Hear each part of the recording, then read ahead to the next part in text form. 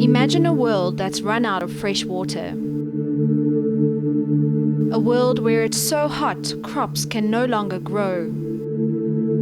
Where rising sea levels and flooding destroy our homes. This could be our future if global temperatures continue to rise at the current rate. It's going to be disaster. Where we are able to farm now, we will not be able to do so as South Africa. That land is going to diminish. 2015 was the hottest year on record. The recent drought has been described as South Africa's worst in 30 years. At the Vaal Dam, water levels have dropped by 30% in the last 12 months. This dam provides Johannesburg residents with drinking water. It's large and shallow, increasing the rate of evaporation on cloudless days. On the other side of the world, on the west coast of the United States, it's been 5 years of drought. In Southern California, parts of Lake Hodges have dried up completely. Orange marks on these bridge support pillars show where the water once reached. The water levels are lower than I've ever seen them, probably. And it's kind of a bummer to drive across the bridge and not see the lake. I'd like to see it back to normal again. If we get some more rain, it's going to have to be a lot of rain, but if we get more rain, that lake will fill up again. I'm sure I'll see it again in my lifetime. Warmer temperatures have also had an impact on the ocean. As you're pumping CO2 in the atmosphere is warming up. It's like a heat-trapping blanket, that CO2. Traps that heat in. The ocean and the atmosphere are directly in contact with each other. There's a very clear interface there. The University of California, San Diego is looking closely at how endemic species like the giant Pacific seahorse and giant kelp are affected. This giant kelp needs cold water to flourish and survive. In the last year, the water has been a lot warmer than usual. Aquarium biologists say they've noticed that the kelp in the Pacific Ocean is struggling to survive in these warmer waters, putting this entire marine life and habitat at risk. The rising temperatures are linked with an increase in carbon dioxide emissions, which is generated by fossil fuels, mining, construction, and transportation. In Maryland, on the East Coast, the Smithsonian Environmental Research Center is running a series of long-term experiments. Scientists want to know what the impact of global warming will be on this wetland ecosystem. I myself have been measuring CO2 since 1985, and it's gone up almost 20% just in my career. So the rate of change is alarming. These wide chambers help contain the CO2 around the plants. They remain open to allow for rainfall. A recent study shows that higher levels of CO2 are actually helping plants to grow faster due to increased photosynthesis. But this won't necessarily guarantee survival of the wetlands.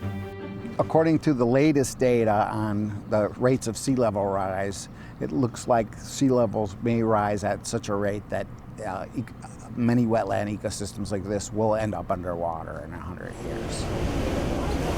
Adapting to this risk and potential loss of habitat is key to survival.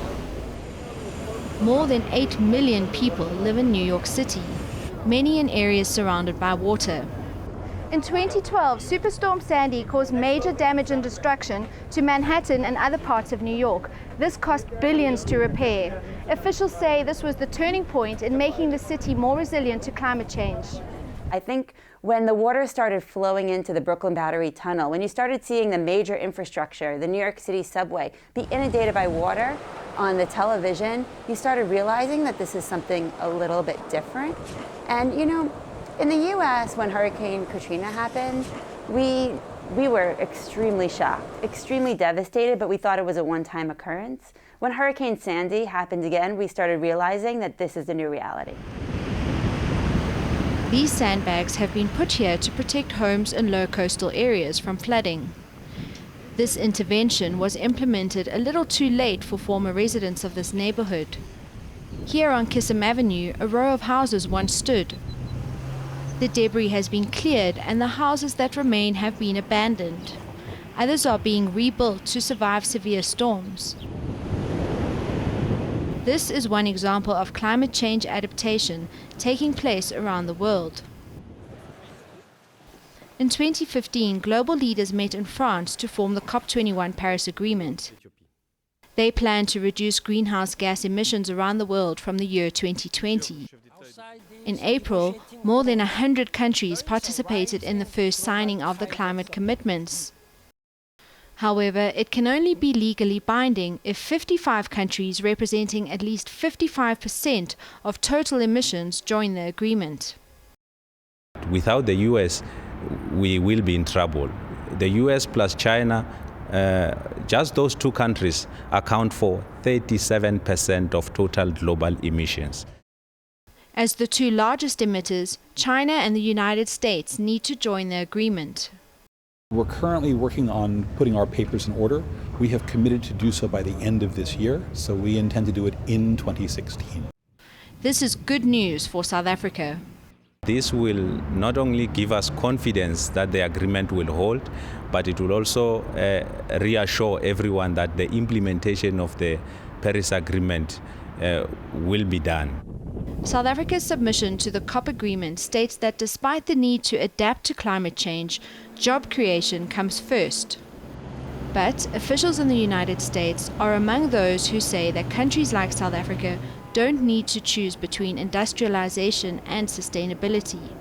Sometimes these issues are set up in opposition, that you're either in favor of economic growth or you're in favor of preserving the environment.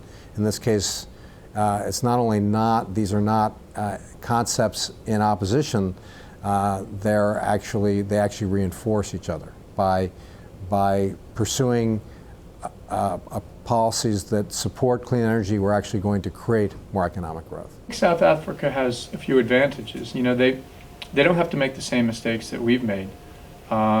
We started our electricity system as being very coal heavy.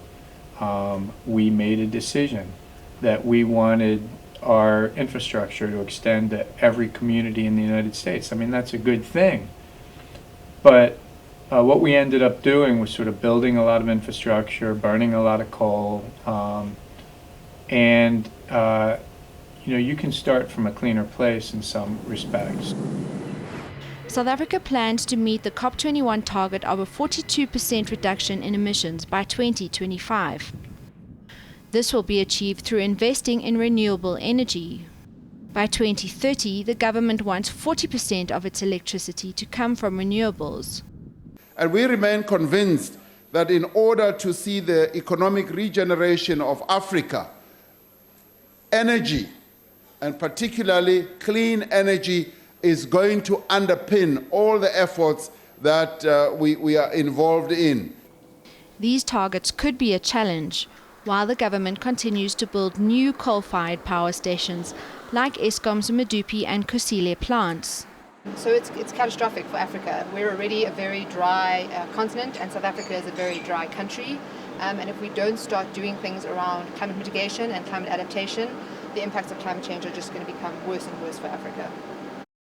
It's not clear how plans to roll out new coal power plants will affect South Africa's goal to reduce emissions. But in a world that's facing more severe weather events like Superstorm Sandy, adapting to an environment with rising temperatures is vital to protecting our environment for generations to come. Bianca Ackroyd, New York.